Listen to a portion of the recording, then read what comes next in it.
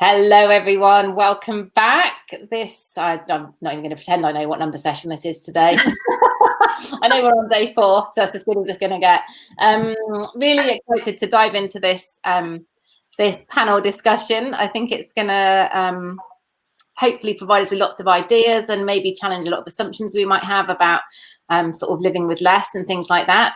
So let's dive. Oh, let me do everybody's intro to Crowdcast. I kind of keep forgetting now because I assume everyone's been on a couple of things, but we've got this chat box here in the on the right hand side, so you guys have already been in there and saying hello and things, which is lovely. If you've got a specific question that you want an answer to, pop it in the ask a question box at the bottom there, and we'll come around at the end and go through them and do our very best to answer them for you. So let's start off by introducing everybody. Steph, do you want to go first? Sure. So hi everybody, I'm Steph Mullen and I'm a blogger at Striving for Simple. And I guess my reason for starting my blog was partly because I was on maternity leave and I needed something to do to give myself a creative outlet, but I wanted to hold myself more accountable as I was making my own lifestyle changes, trying to be more sustainable, slow down and sort of simplify my life, and also to encourage other people to do the same thing. So that was in 2017, and since then I've started offering coaching, helping people to be kinder to themselves and the planet, as I say. And I think the driver for me has always been primarily trying to reduce my impact on the planet, protect nature and the environment. And that has kind of led me down this path, which has led to me making lots of little changes in my life, making one big one when I decided to quit my desk job, which I'd been in for 10 years at the beginning of 2019. So that was a while ago now. And yeah, I've just tried to live with more intention and say no to the things that aren't in line with my values and yes to more of the things that will sort of help me create a life that I want. So amazing. Brilliant. How about you, Tonia? You can introduce yourself a little. Yeah. Hi, my name is Tonia Slater and I am an intuitive minimalist living expert, which basically means that now for my work, I kind of empower people who are feeling tied down or overwhelmed or stressed by their stuff, like that they've got too much stuff, to actually clear some space, not just in their homes, but in their hearts and in their lives. So it kind of goes more than physical stuff, to kind of go on and flourish. And it's interesting just hearing Steph explaining her journey, because I felt like a bit of an imposter at first because sustainability wasn't my kind of kickstart. So it's like my journey's happened the opposite. I actually, about 10 years ago, nearly a decade now, was in quite a dark place, and I sort of unconsciously or subconsciously started clearing physical things after a relationship breakup and a few other bits and pieces. And as I cleared, I just started to feel better and better, and I gained more clarity and I was sleeping better, more confidence, and this domino effect happened. And what I then found was that I had the energy and all the rest of it and the time to then start looking at the impact that I was having on the planet. But I wasn't really aware of that. It was a personal reason initially to start off with. But yeah, now I've got the time to actually do that. And I find that a lot of my clients don't necessarily come to me for sustainability, but they very quickly find that once they start removing the excess in their life, actually they start making much better, more conscious decisions with their purchasing and what they're doing. So yeah. Perfect. Sorry, I pressed the wrong button then. I went to press the share button to share this to Facebook and then press the edit button, and I was like, oh my God, what have I done? And now I'm in a different orientation on the screen, which is freaking me out. Lisa, how about you? We had you on our brilliant panel earlier on in the week, and you're back with a different hat on now. Well, I wish there was another word for decluttering, because I think stuff's really important to us, and I'm not a minimalist. So I would never tell anyone to get rid of stuff, and I don't have clients that I go and teach how to get rid of stuff. What happened with me is that when I moved into this place about 20 years ago, we'd moved every 3 years when I was a child, so I still had stuff that was in boxes from when I was a teenager. So I did the Marie Kondo thing, and I got it all in one go, and I sorted it all out. I had something like 73 pairs of trousers, not from hoarding, just because we've moved so often. You know, I had trousers from when I was a 14-year-old, and I ain't never going to be that size again. So it was completely overwhelming. I chucked out loads of stuff that was really important to me. I threw away my birth certificate. I threw away other important bits of it because I got kind of really carried away. And I had empty rooms it's basically a 2 up, 2 down house. I had empty rooms in a 2 up, 2 down house. You know? So I got rid of all this stuff. It didn't make me happier. I regretted getting rid of quite a lot of it. I still regret getting rid of quite a lot of it. So what I did was I started to develop a better way for me to do stuff. And that way is just to get rid of a few things a day. And that's what I write about on Less Stuff, which is my website. Brilliant. And tell us your tagline, because I adore that. Oh, decluttering for non-minimalists. And I think that really speaks to a lot of people. I know, Tonia, you sort of use the minimalist tag, and we're going to talk about this a bit later, but I think a lot of people do find that a bit off-putting, don't they? Right, let me find my little list of questions. My question is, that I've written down is, why do we need to live with less stuff? I guess maybe we even need to start, do we need to live with less stuff? Lisa, you might have a slightly, because you said you love stuff. So what's your perspective on that one? My perspective, if you've got so much stuff you can't find what you need and you go and buy another one, you've got too much stuff. That's the bottom line of it. I think there's also a divide between people with a mental health condition, which is hoarding, because it really can be, and you need some genuine professional help if you're hoarding, and people like me who make stuff. So I need materials, I need tools, I need stuff around so that I can develop it into other things. That's your husband. Has he got stuff, or is he a proper hoarder? There are I don't know if you two have got better guidelines than I have for proper hoarding, but I just say go and see a GP, because there are people who can help you with them. Oh, if you can't find it, buy another one. Yeah, we've all done it. And then we go and buy storage solutions, because we think a storage solution is going to help. And what actually happens is you have another box full of crap that you can't find, so you buy another storage, and it just gets insane. So the problem is, it's one of, we're buying stuff for the wrong reasons.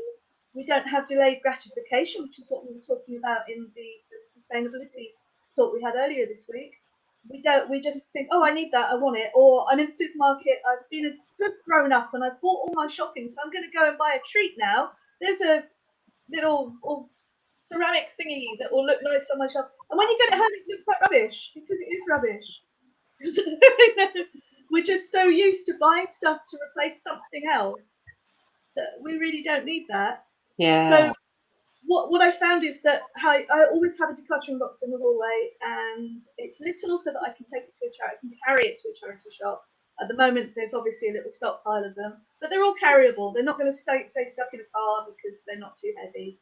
And I've gotten to the point now where I can go into a shop full of things that I previously might have bought, but I can imagine them in my decluttering box now. Just cut out the middleman and straight into the decluttering. Pretty much cut out the middleman. It's like, and I don't buy it. It becomes easier after time. After a bit of consistent, gentle decluttering, it gets a lot easier to work out what might just be chucked out in a couple of weeks anyway. Steph, you said you're there is a sort of sustainability angle in what you're doing in terms of the impact of our stuff on the planet and the environment. What can you sort of talk about that a little bit for us? Yeah, so as I said, I kind of came from a desire to reduce my impacts on the planet, on the environment, and at one point I was just completely overwhelmed by the challenge that's ahead of us in terms of the climate crisis, the ecological crisis, and all the different aspects of it. And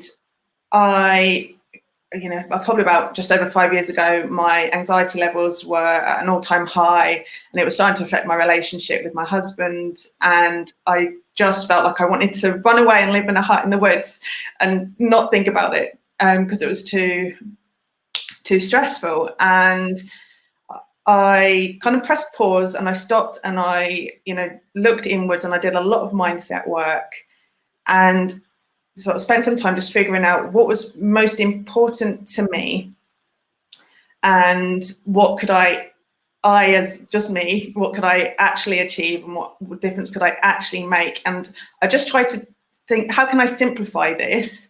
And it boiled down to, we need to use less stuff. Sorry, there's someone beeping outside. I don't know if you can hear that. And, you know, we consume things, you know, at an unsustainable rate. I don't know if you know about Earth Overshoot Day, but that's the point in the year where we get to where we have used up a year's worth of the Earth's resources. And that's getting earlier and earlier every year. I think last year it was on the 29th of July, whereas they started in 1970. I think it was on the 29th of December, and last year it was on the 29th of July. So it just shows you how much is going in the wrong direction. So we absolutely need to stop using so much of the Earth's resources. We need to stop making so much stuff in order to do that. And we as individuals, you know, I just feel like we need to try and change our relationship with stuff, move away from that sort of consumerist mindset. Easier said than done, I know. So that's where I came from. And it was more of a challenge than I expected as I tried to stop buying stuff. And I've never really been a shopper. I never really enjoyed going out shopping. I'd much rather, you know, do it online at a click of a button.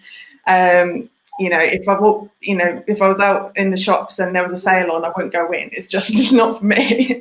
But saying that, I still found it quite difficult to move away from that mindset of, you know, stop buying. I started off saying, right, I'm not going to buy anything new, and I started buying in the charity shops. But then I'd go into the charity shop and end up buying stuff that I didn't need. So there's still the danger of, you know, falling into that sort of consumerist trap, even if you're trying to shop more ethically, shop secondhand, etc., etc.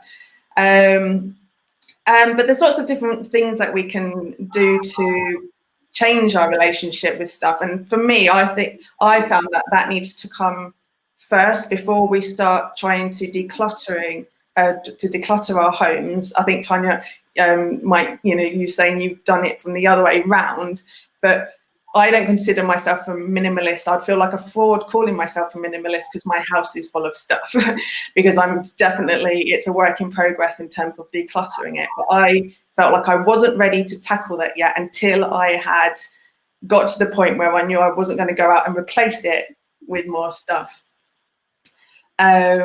So yeah. Brilliant, thank you. And Tonia, what's your take on that? Like, I feel like, you know, everybody's going to say yes, we need less stuff, but why do we need? Yeah, totally. I think for me, there's two kind of main reasons. And for ages, I've been trying to put words to what I knew about what was happening on the planet. And it was actually something that you posted before the festival, the story of stuff, that 20-minute video. And I managed to show that to my children as well, and they just got it. And I thought, that's it. That's actually, and it's just the fact that we cannot maintain consuming at this rate and, you know, our planet survive out of that. So there's the whole consumption thing. And I think what I found is that by clearing, people are now, once people have cleared, they start to become a lot more aware of this massive marketing machine and this economy that we are part of, and that actually we grow up into very unconsciously. And there's so much when, like, it's such an emotional journey, clearing and stuff, because you have all sorts of feelings of guilt. Oh, I shouldn't have wasted this money. I've had this impact on the planet already, and now I'm going to add to the waste of it and stuff. So it's a massive journey. But I completely agree with you, Steph. We always go inside first before any clearing. It's a massive, like, what's your big life dreams? And because when you're choosing what stays and what goes, you need to know what the overall, you know, plan is and goal is for you and for your family. But the kind of other side of it that's not so much about sustainability is that we need to take value off of stuff and personally start putting value on ourselves and the experiences that we have in life and our planet. And certainly I had this conversation with a client the other day, and I absolutely love it, is that when you've got so much stuff around you, like there's been research done over in America, I read this, it made me laugh, that apparently clutter raises your cortisol levels higher than those of people working on the New York Stock Exchange. Ooh. Like it just, it was this, it was quite fascinating. But it really stresses a lot of people out. Not everyone. And I think that's the massive thing to know. And I've loved about this whole festival is that there's not any one way to do things, but it's amazing to just get each side. But most of my clients, and definitely myself as well, I just feel calmer. I've got more clarity on what I want to do. And I actually see the people that I live with. I don't see the stress. I don't see the tidying up I need to do. I see like my boys' beautiful eyelashes. I see their big smiles. I also see their annoying little bits, but I actually start to notice them. Do you know what I mean? And start appreciating. And it takes time and it takes practice. But I think, essentially we spend so much time on clearing our stuff. Most of my clients come to me and say, I don't want to spend the weekend tidying up. I want to spend it having fun with my family. And by not having stuff taking up our time, we can then start to live much more fulfilling lives. So, which essentially, if, being more eco and sustainable is something that you really want to do, quite often people will say, I've got this dream, but I haven't got the time, I haven't got the money, I haven't got the energy.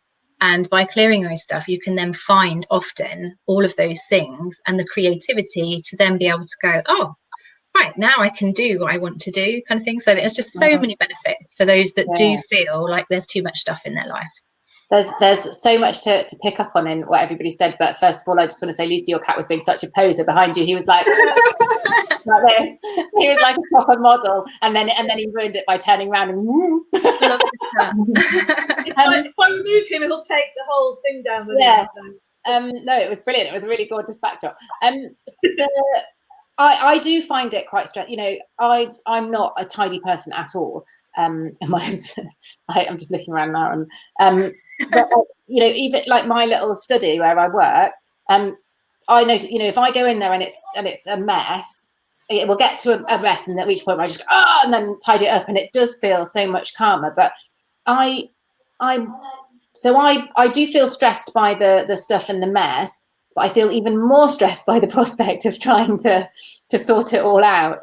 And I think that's probably a feeling that kind of lots of people can relate to.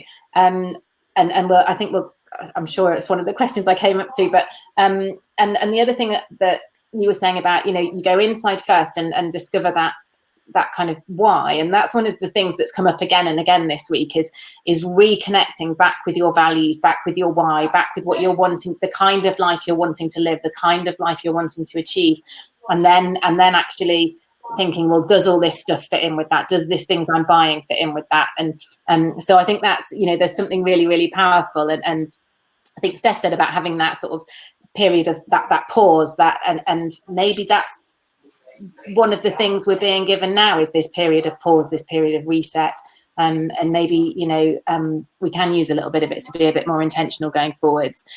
So I was going to say, what are the benefits of having less stuff, but I feel like we've covered that really, really well. Do we need to be minimalists and get rid of everything? Steph, I'm going to go to you first.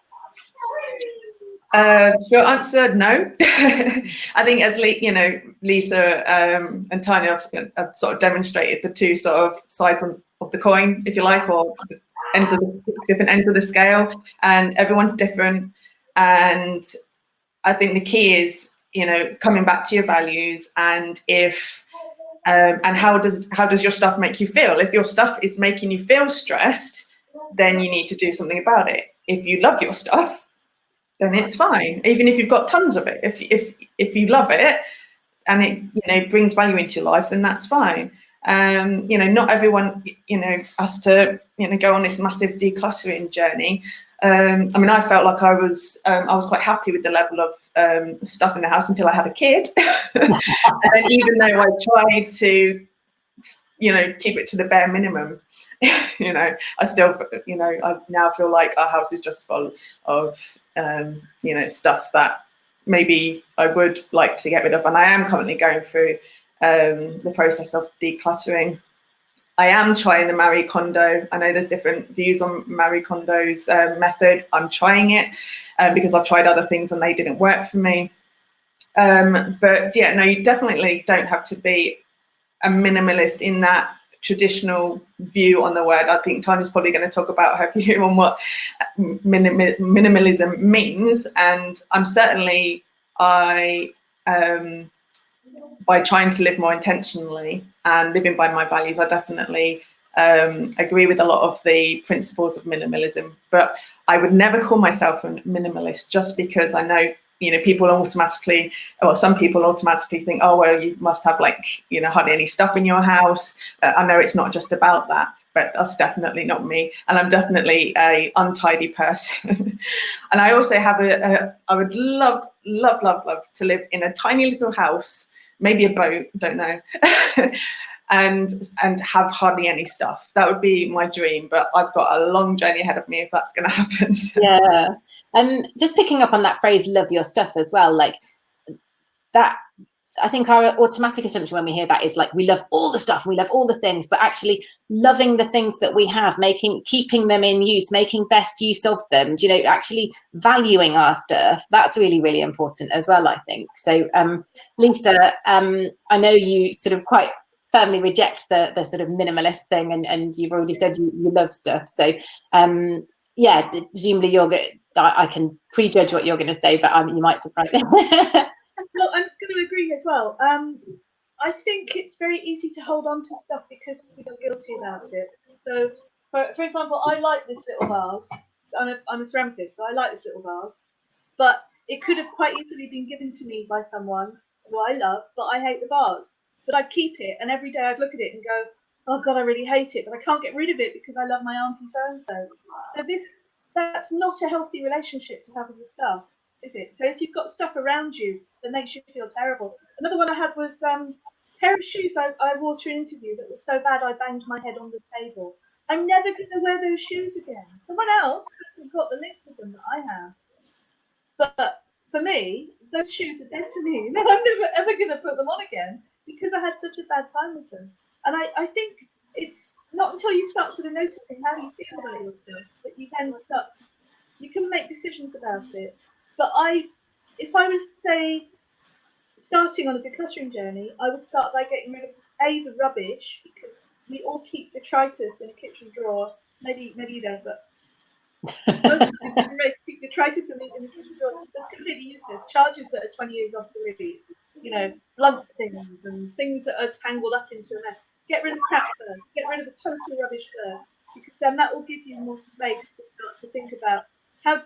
Does that make you feel guilty about something? Does it remind you of a bad time? Does it, you know, or does it actually make you feel happy? And that makes me feel happy. And is that similar to Marie Kondo's, you know, does it spark joy? Is that? No, oh, bloody Marie Kondo, I hate bloody Marie Kondo. Don't start me on it. Right, so it's summer. If Marie Kondo comes around my house, so it's summer. And I'm looking through my jumpers, and my jumpers don't spark joy because it's summer. But I haven't put it in my head to go, oh, well, I can't make a decision about that until December when I need, you know, to look at them. So, and also this idea of getting everything into one place so you can judge it all, that's nonsense, because I'm going to be sparked by joy differently on different days. So some days, some things are going to make me feel happy, and some days they're not.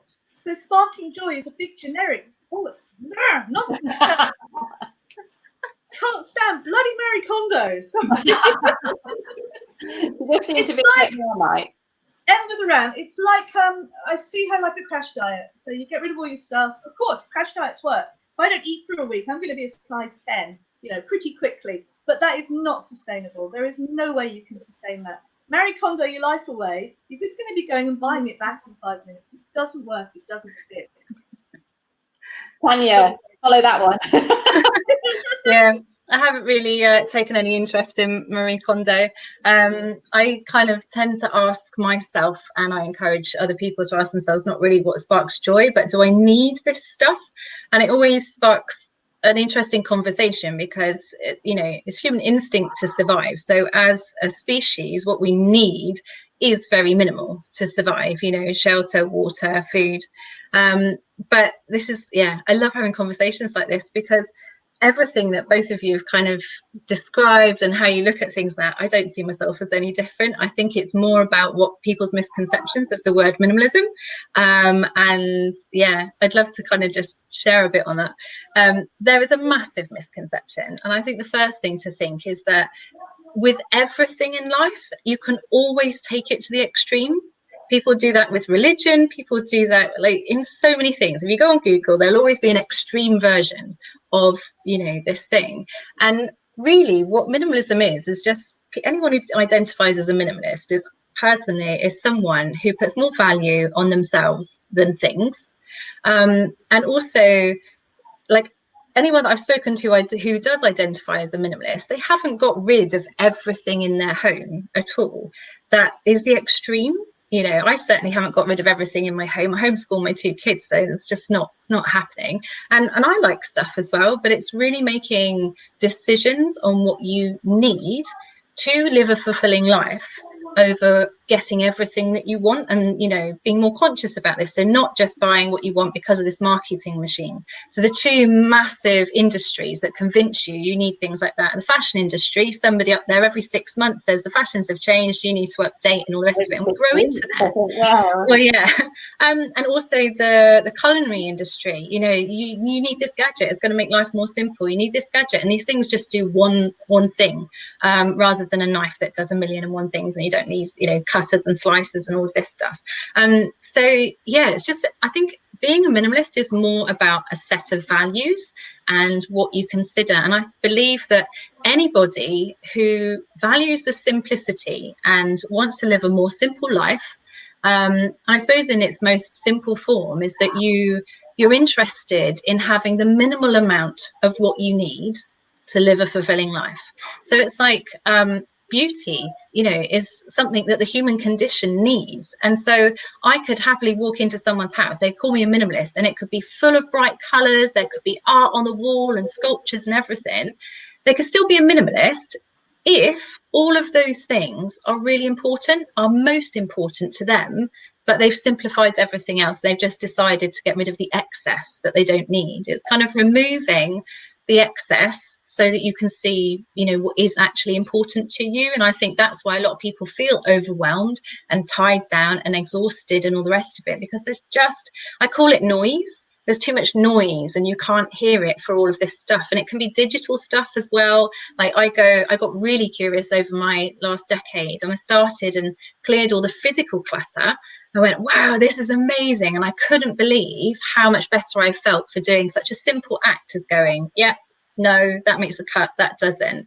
And I was like, I wonder if I could do this in the rest of my life, you know. So I then look at my relationships and my business and my health, like essentially what's not serving me, what don't I need, and what's most important, and replenishing, you know, your life with that. So yeah, I think personally, I would probably call both of you a minimalist in the way that I look, in the fact that I don't have a sparse, empty house. Yes, I do like white, but it's not empty, and I'm not that tidy either because I've got kids running around. But because I've just got stuff here that is most important to our family and how we run, it is quite quick and easy to tidy it up afterwards. So I think it's just more on values, and that's something that I've always wanted to challenge in my business, is to just challenge that fact that there's an extreme view, and that it's a decor, a little bit like the hygge came out. And hygge is a feeling, you know, this Scandinavian. It was the feeling of being cozy with friends and family and stuff. But all of a sudden, media jumped on it, and it was a decor, you know. And it's not. It's about values, as far as I'm concerned. So yeah, it's my take. IKEA have well, it's a Swedish phrase called liv lagom, and it means the right amount. And IKEA are championing it in their sustainability project at the moment. And I think the right amount, it's obviously subjective, isn't it? Because it is for all of us. I need a lot of craft materials. I need 40 kilos of clay, you know, I need that. So, whereas not everybody does. But I think that idea of just living with the right amount goes to how much you eat, how much you exercise, how much you get rid of stuff as well. And really interesting that you know, a retailer like IKEA, who are probably, you know, almost quite notorious for us going in and having to walk through the market hall and coming out with all this crap we never intended to, that actually are kind of championing this you know, living within, or I can't remember what you said, the what's the translation? It's called liv lagom, and it means the right amount. The right amount. It's actually interesting watching what IKEA are doing, because they're actually So all their stores are lit by LED bulbs. They're trying to make them carbon neutral as possible. They're really blazing the way, aren't they, IKEA? They're really actually. I when I first saw this, I thought, how is this going to work? Because I see IKEA sells plastic crap. Yeah. But they're selling a lot of more sustainable stuff like bamboo. And I dug as hard as I possibly could to find some dirt on them. And as far as I'm concerned, with my journalistic abilities, they're as clean as they can get. So they're walking the walk as well as talking it. Yeah. And just as well to touch on the point that Tonia's brought up a couple of times about, this, we are constantly being kind of manipulated and brainwashed by retailers and manufacturers to be told that, I can't remember, I interviewed Tara Button from the website Buy Me Once, and she's written a brilliant book called, can't remember, it'll come to me, this, how many messages we're bombarded, advertising messages we're bombarded with, and it's thousands. If you live in London and go on the tube every day, there's thousands of messages all the time telling us we're not good enough and we'll be better when we've got this razor or that piece of clothes. And actually, it's quite countercultural to say no to that and to say no, I'm not going to buy that thing, and I'm not going to upgrade my phone, and I'm not going to do all that. So yeah, it is really fascinating. Have you seen that picture, which is the ratio of adverts to actual content in a magazine? Oh gosh, I've read it. But 4 pages of actual content, and the rest of it is just glossy adverts. Yeah, no, it's really scary. I said earlier about, I find, the level of stuff we've got mildly stressful if I stop and think about it. But the thought of actually trying to do anything about it feels even more stressful. And I think, it is quite overwhelming when we start thinking about wanting to declutter. So have you got some tips for sort of where we can start with that? That's it, a life less throwaway. Thank you, someone's just popped that in there. Steph, do you want to start with a couple of tips for how we get started without getting overwhelmed? I can try. As I said, it's very much a work in progress for me. I only really recently, I did a sort of mini declutter a few years ago, just before my daughter was born, and halved my wardrobe, got rid of quite a lot of books that, I hadn't even ever read, and loads of other stuff, and felt quite happy about the level of stuff then. I thought, this is controllable. And then obviously, as I said, I had a kid and it sort of got out of control again a little bit.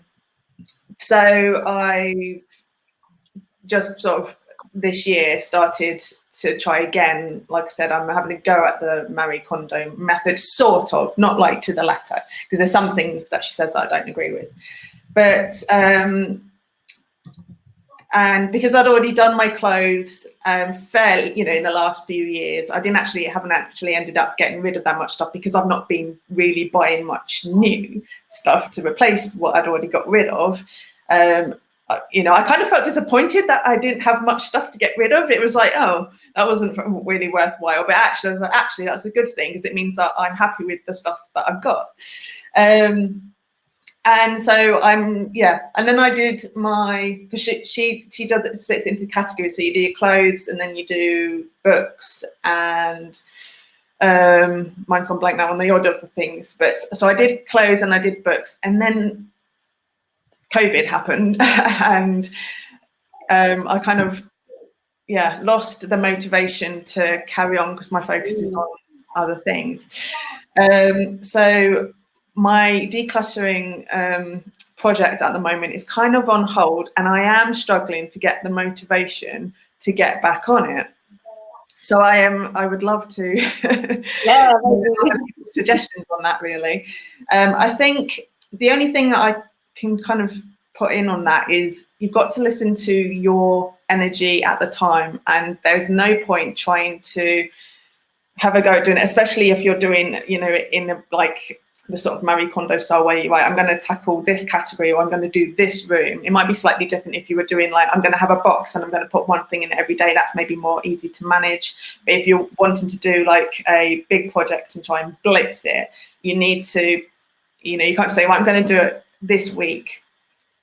If you are not then in the right place, mentally, your energy, if it's not in the right, if you're not in the right setting to do it, then you are the one controlling that time frame, and you're going to find it much more easy to do if you are feeling in the right space to do it. So listen to your energy, and if you need to put it off. That's what I'm doing at the moment. And I'm fine with that. Yeah, no, that's really good advice, I think. Lisa, you've got quite a good you have got like a system, haven't you, or some systems that people can sort of I've got a full website full of guided walkthroughs that take 5 minutes, pretty much everywhere in your house. But my main system is that I have a cardboard box, or if you've got small children that are interested in cardboard boxes, or cats that are interested in cardboard, a bag, carry a bag up on a hanger, and then every time I open a drawer, I see there's something useless in there, and I put it in the bag or the box. Or if I'm going to get dressed in the morning and I find something that I don't like because it just doesn't fit right, or it's a bit itchy, or it's wrong, I fold it up and I put it in the bag or the box. So I'm doing it as I go along, instead of, I find this whole idea of getting everything into one place. I mean, God, all the books in one place? No, Mary Condon, no, just no. No one's telling me to get rid of my books. They can really go and swivel on it. It's not happening. But the thought of getting them all into one place so I can judge them, that's just far too stressful and far too dramatic. However, I can look at a bookshelf and go, well, I'm never going to read that, and it's making me feel terrible because I know I'm never going to read it. So I'm going to give it to. Actually, I've taken to giving books to homeless people. They seem to like them. Oh wow! It is quite nice. And because they never have anything to read. Yeah. Well, they're not. They've got the time to read. So, if you can't get rid of your stuff, which a lot of us are in that position at the moment, there's quite a few other things you could do. It may be that your council will take away some of it. So I live in Bristol, and they will take away they'll take away electronics items.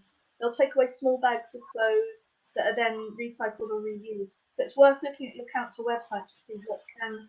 I wouldn't go and put 4 bin bags out, but then I don't declutter like that. So I could quite happily put a small carrier bag of clothing out, and I know that it would go to a good use. But also, I think this is now a really good time to practice things like mending. So I've got a jumper that's really on its last legs, but I'm using it to practice my darning on, because no one's going to see it. And it means that when my more beautiful jumpers start to go, I'm going to be better at fixing them. Yeah. So, your stuff doesn't have to be sort of, otherwise, I imagine people's cars are going to be full of all this stuff, and the tips are going to be terrible. And yeah, no, we've got a mend along at 7 o'clock tonight if anybody wants a hand getting going with their mending. Tonia, what you said you go inside first, but if we're kind of just like, I just want to make a start, I don't want to do too much deep thinking. Yeah, definitely. Well, I tend to lead everyone once they have got clear. There's one thing that that Steph was kind of saying, and I totally agree. I kind of have this 30-minute session. It's readiness for change. And you've got to make sure that you are ready for this, because it can be overwhelming, and it can also be an incredibly emotional journey. However gently you do it, our stuff holds emotions, memories and all the rest of it, or it affects our daily life and stuff. But once we've gone through all that, I tend to go room by room. And I always say to start with the low-hanging fruit. So start somewhere easy. So the entranceway or hallway or whatever you call it, we tend to start there for a couple of reasons. If it gets too overwhelming, you've got a clear path to just run outside. But over and above that, it's I don't know much about feng shui, but I'm interested in learning a bit more. But I do feel energies, and I know that clearing clutter allows you, the energy and your family's energy to flow around a home. And if you can't get in the doorway without, tripping over things and stuff, and you don't feel like this is a place you feel like you belong, and it's relaxing and calming, then that kind of affects your health as well. So I find that the hallway, it's like the easiest place to start. You just rehome things first off. Sometimes just rehoming items that have come to where they don't belong can be enough to clear, not necessarily things leaving the house, but it is a place that it's nice to go when you leave and it's all clear. You think, I'm looking forward to coming back here again. So we always start kind of in the living room, and it also seems to provide this hallway motivation then to go on and do a bit more. And I often find, and I've certainly found this, I used to be really, really bad at making decisions. And I've had this conversation. So if you're a really bad decision maker, decluttering and choosing every day or every week of items to go, like you're having to make so many decisions. Does it stay? Does it go? Does it make the cut? And actually, after nearly a decade of doing this, I can make decisions a lot better. It used to take me 45 minutes to decide on a birthday card for someone in a shop. Like I would dread people having birthdays. And it's kind of like, I say it's like practicing your minimalist muscle, but if you have a problem with that name, maybe your clearing muscle or whatever. And so starting with the easy stuff, duplicates, they're like massive accelerators. Bed linen, how much do you really need? Towels, how many do you really need? Same kitchen things like duplicates and all this sort of stuff that's just not really got any emotion attached to it. And by the time you have slowly, in whatever way works for you, gone around your home and you feel like you've done that, then you find that you're a lot better at making decisions, and maybe you can start looking at the other stuff that you might want to get rid of if you're still feeling, overwhelmed. So I think the hallway would, or your entrance is really powerful, because it's the first thing you see when you walk in, isn't it? So if every time you open the door you're going, oh shit.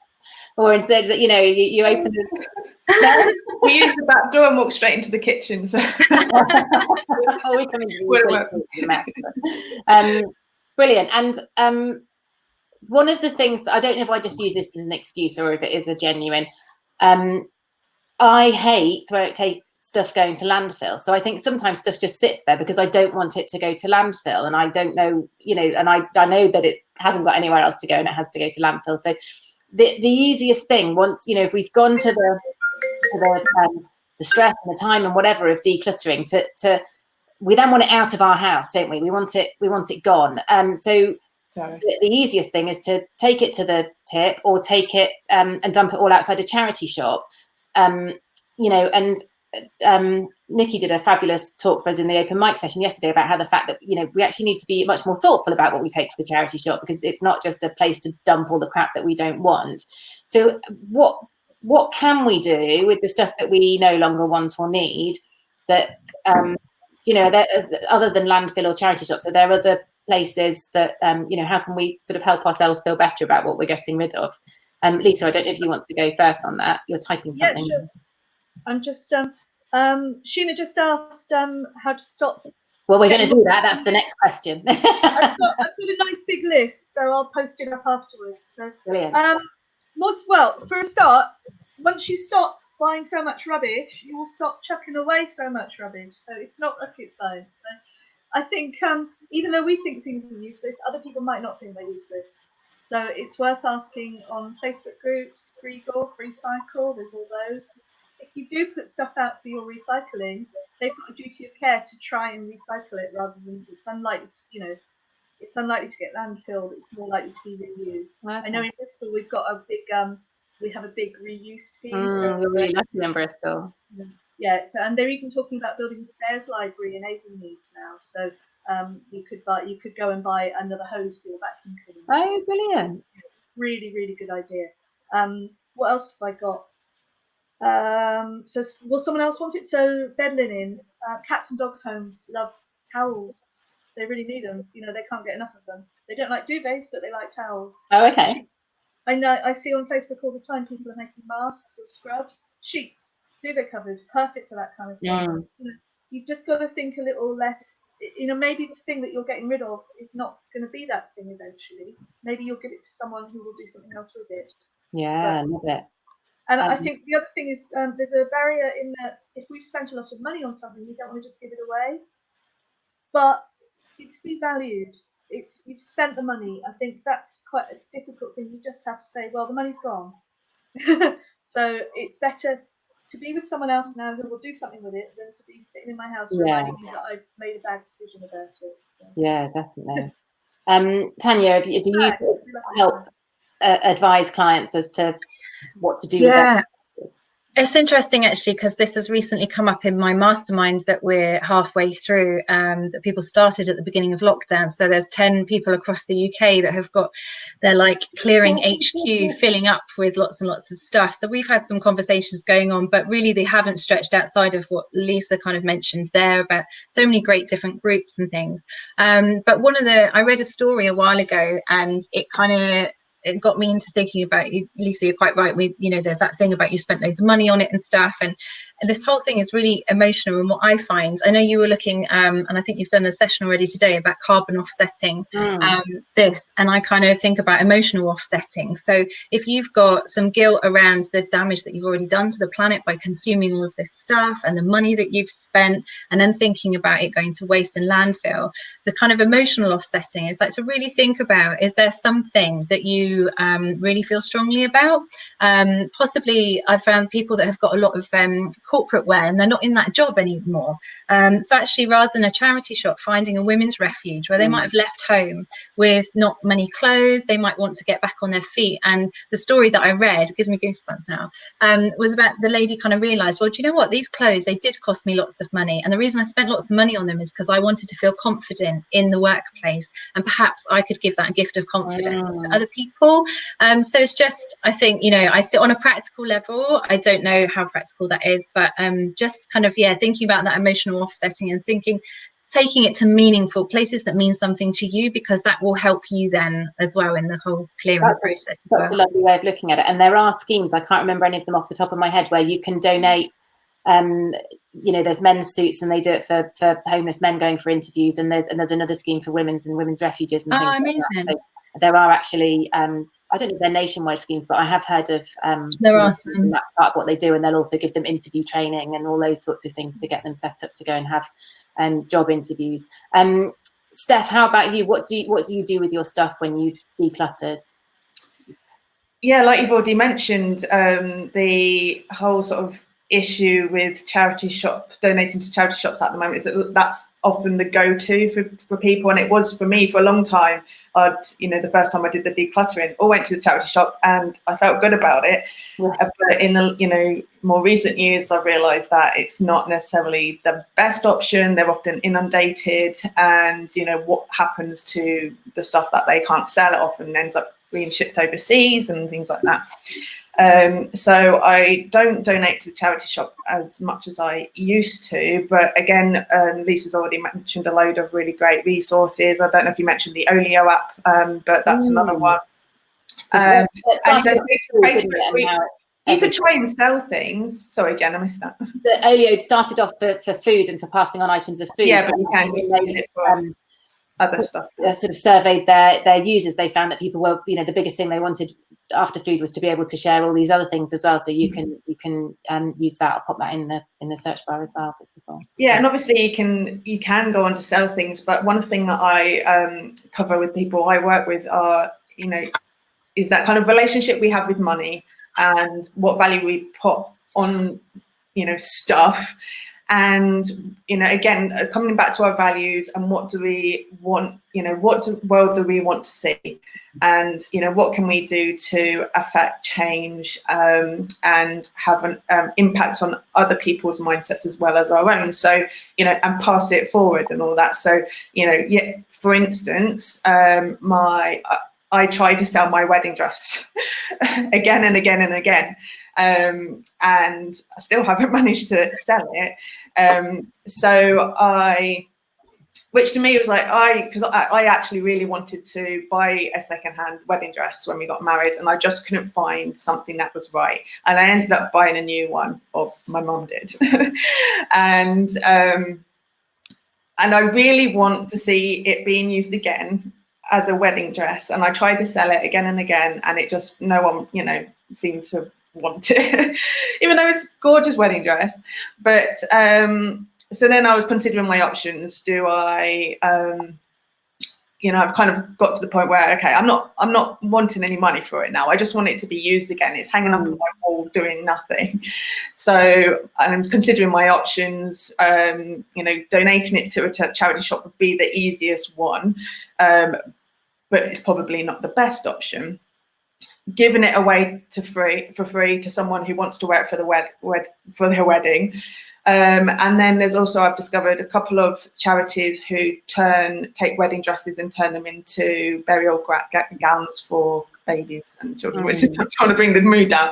And so that's another option. So it often just takes a little bit of research. And again, thinking, like Lisa said, okay, I really want it to be a wedding dress and to see someone else have it as a wedding dress, but it doesn't have to be that. It could, and as much as it's a really sad thing, like emotional, just thinking about that other option, that's still a really important thing that it would become.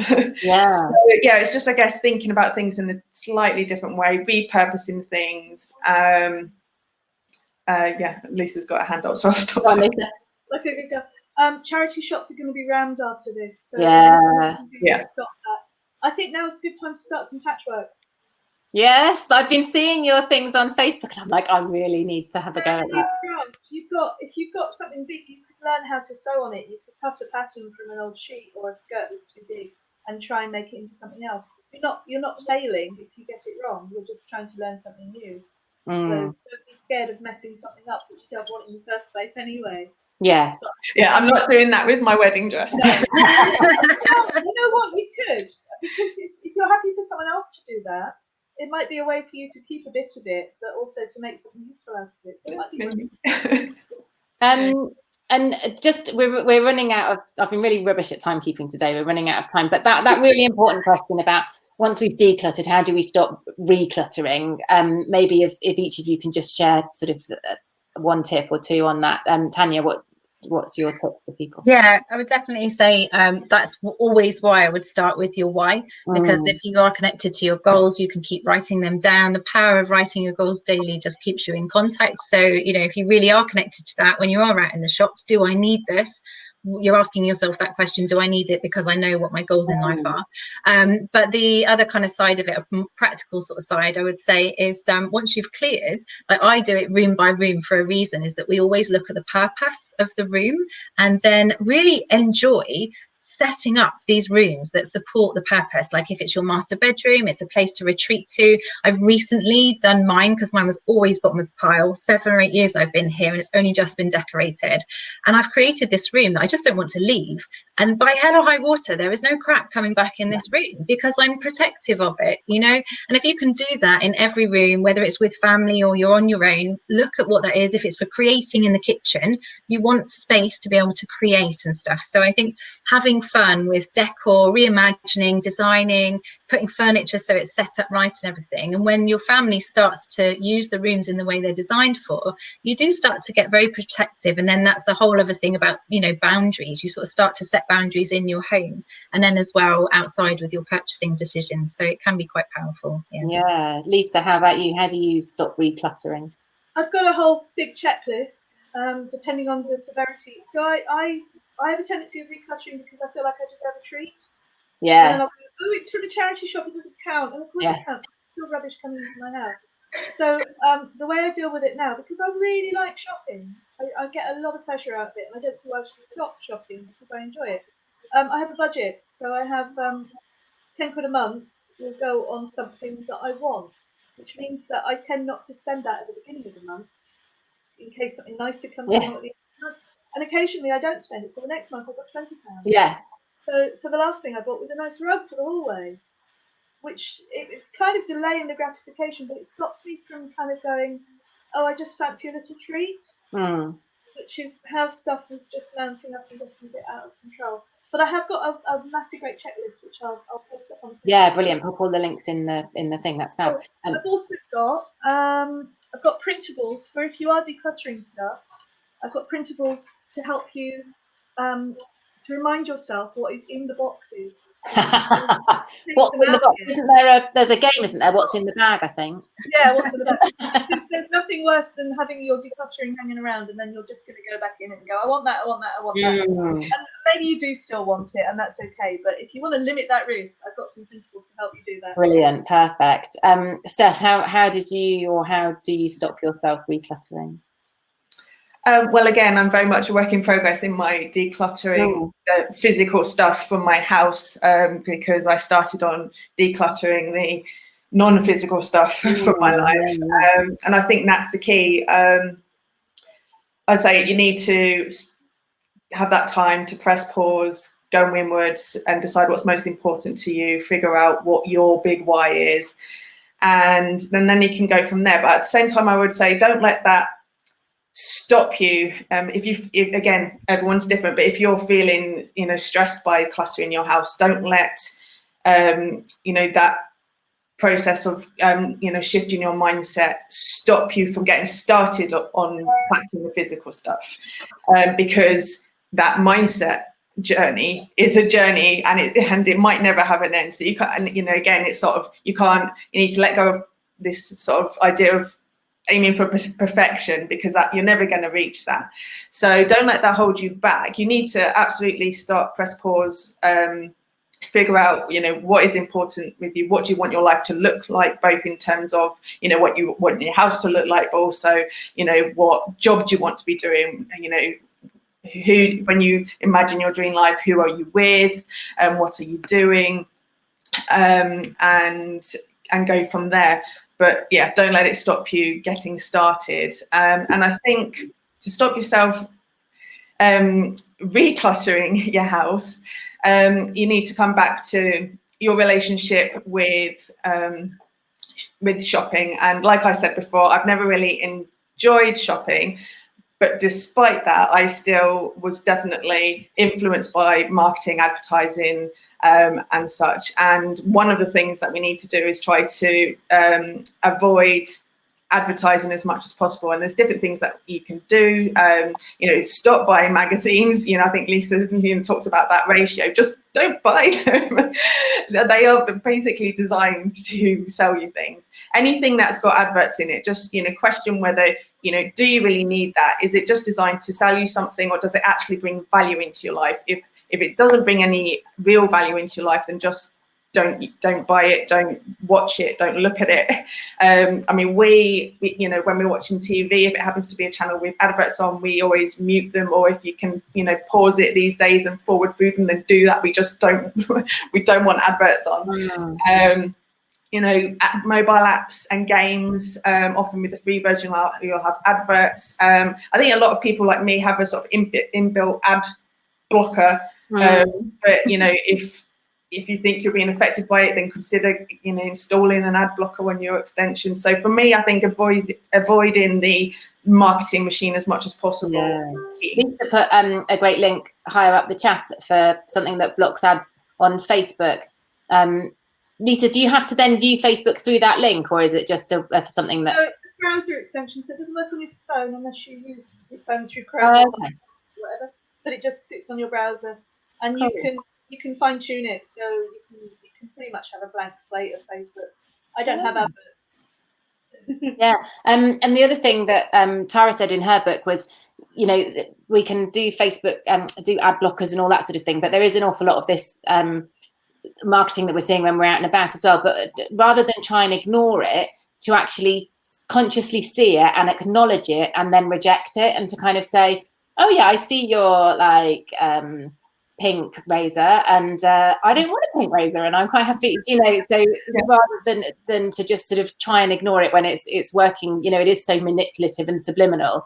A couple of questions, and I think the knowledge that buying the pink razor will not turn you into the model that is holding the pink razor. I know. At the times I've gone to the hairdresser and I'm actually saying, I want this face. Yeah. I don't just want the hair, and of course it's never going to happen. So. And this life. Yeah. Again, it comes back to that, your relationship with stuff, and that's something that is going to take time for you to work on. You're not going to suddenly change overnight. Yeah. So I think, it's accepting that, this is a journey, and try and enjoy the journey. I've actually, as I've sort of fallen into simple living through trying to reduce my impacts, I've living with more intention. I feel like I've got a more fulfilled life, and I'm enjoying the journey. And yes, you will make mistakes along the way, but you just got to chalk it up to experience and learn from it and move on and have some fun, I think. Well, it's like everything with sustainability is that, isn't it? Like exactly like you said, it's a journey. We're starting small. We're starting with the low-hanging fruit. Nicola, I think hopefully we've answered your question, because you asked what are the best ways to ensure the stuff you're getting rid of is disposed responsibly. So we went. Can I just come back to that quickly, because I did say the other option is coming back to Facebook groups. I've recently started a Buy Nothing group, and I know, Jen, you I think you said that you had the first one in the UK. So that's another thing. I started mine in February, just before this all happened. And I think what's actually great is I'm seeing a lot of these little pop-up Facebook groups about, neighbourhood support popping up, and people are actually, more for, your essential supplies with these. But that sort of, the Buy Nothing project is all about, local or hyper-local community groups, sharing things, and they consider everything to have the same value. So, and it's not about, there's no selling or even swapping. It's like you give freely and you can ask for things. And, a computer could have the same value as a spoon, random, extreme example of that. But so, and I really love that idea that, what the value we're putting on objects, and it's more about the, human connection, building community, using less resources. So the Buy Nothing project is another thing to look at. And if you haven't got a group in your area, consider starting one maybe.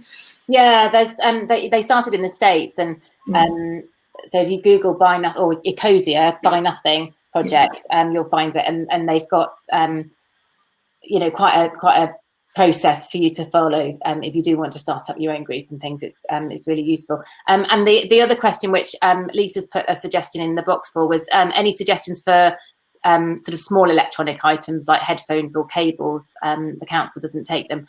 I don't know. I would need to check this, because councils at their tips, I think, have to have like a waste electronic equipment bin. So I double check it. It should be able to go in there. I'm not sure.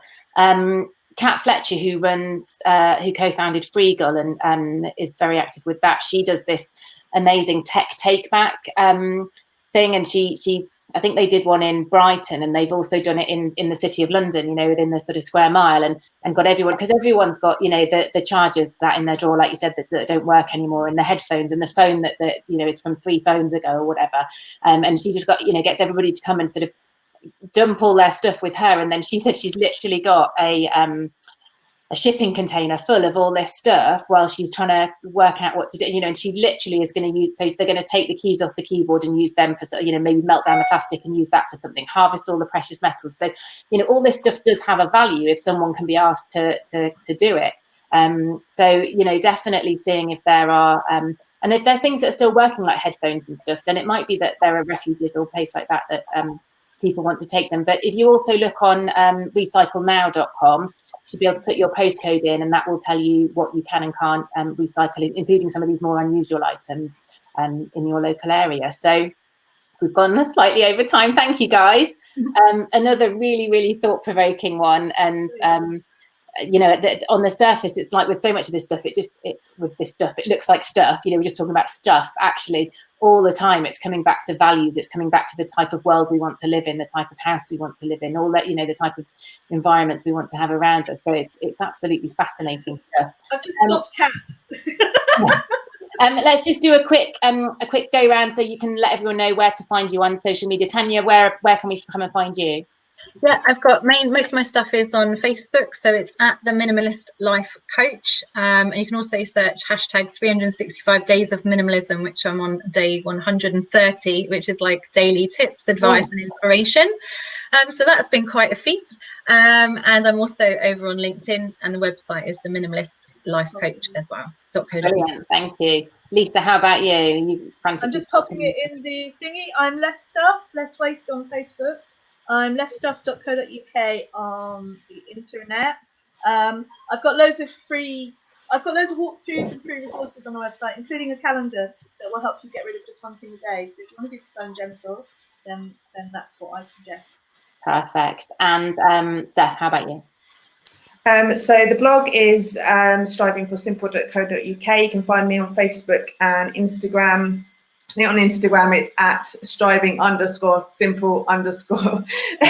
Oh, with the 4 in the middle, striving for simple with underscores in between each word, with the UK at the end, because it was the other one was. But I'll share. If it's okay, I'll share a resource in the Facebook group. Yeah, brilliant. And it's called Love Your Life with Less. So it's all about starting that process of looking inwards and aligning your lifestyle with your core values and breaking up with stuff.